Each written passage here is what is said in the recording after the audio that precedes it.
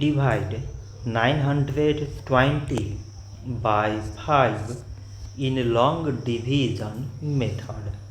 5 times 1 is 5.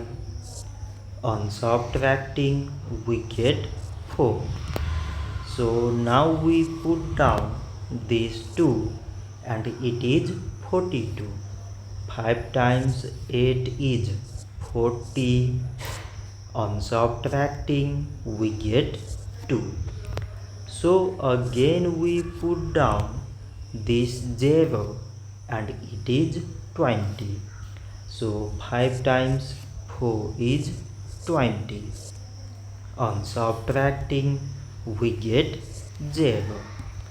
So 920 divided by 5 is 184.